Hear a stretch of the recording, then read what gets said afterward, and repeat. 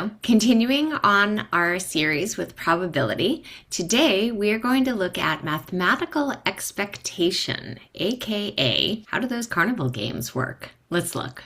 All right, so this game, you pay $5 to roll one die. If you roll a 3, you get $10. If you roll a 1, you get $5.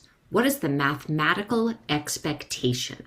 And so the way it's calculated, the concept of it, ME, mathematical expectation. Do you guys remember what this symbol is? That's sigma, that's sum. So we're going to add up all of the probabilities of an event times the payoff of that event. If you roll a 3, so what are the chances of rolling a 3? 1 out of 6, right? So there's our probability of event. You get $10, so multiplied by our payoff. Now, here's what we have to think for a second.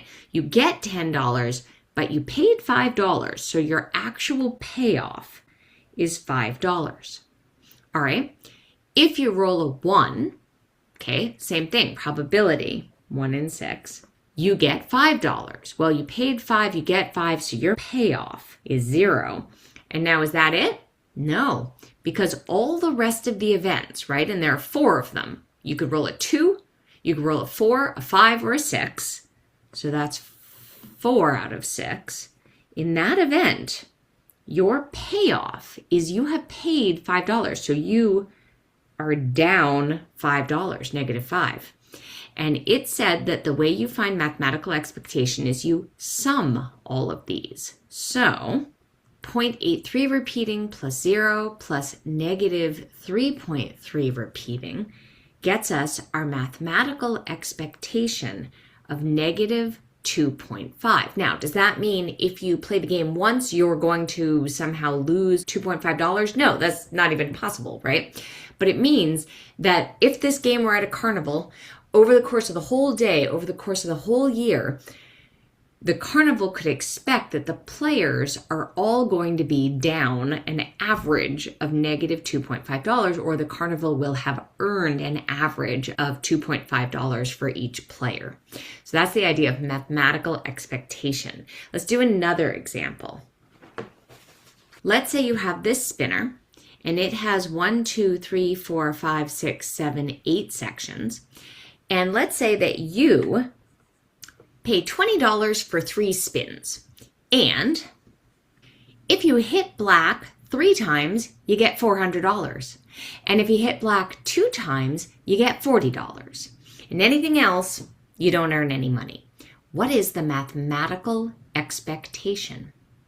Okay, so this is very much like the functions of a random variable. If you have not watched that video, pause here and go take a look at that. But otherwise, we're going to go ahead. Probability that you're going to land in a black. Well, that's 2 out of 8, or 1/4, or 0.25. And so the probability of not black would be the remainder. That would be 6/8, or 0.75. And if you are spinning 3 times, then the probability that you hit black all 3 times has an arrangement of 3. Choose 3, or just 1. There's only one way you can accomplish that. Black, black, black. And for each of those, your probability of hitting that black is 0.25, so 0.25 to the 3rd, meaning your probability of not hitting black is 0, right? In the case of hitting black 3 times. In the case of hitting black 2 times, we have 3 choose 2 number of ways we can arrange that. And our probability of hitting black would be 0.25 raised to the 2,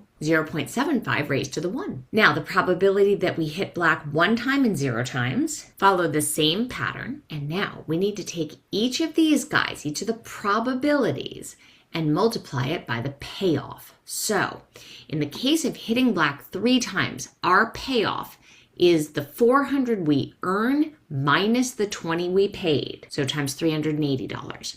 Hitting it twice is the 40 we earn minus the 20 we paid, times $20.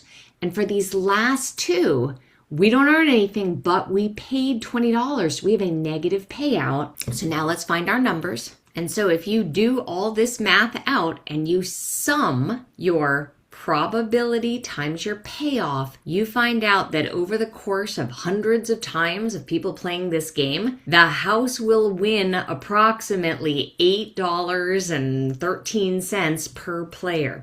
So there is the chance that you will be the one player who walks away with $380, but the house always wins. And mathematical expectation shows us why. All right, again, if this was like, what are you talking about? Please go and watch that previous video. Leave any questions you have in the comments. Consider subscribing to my channel so you know when I put out a new video. And as always, keep on mathing.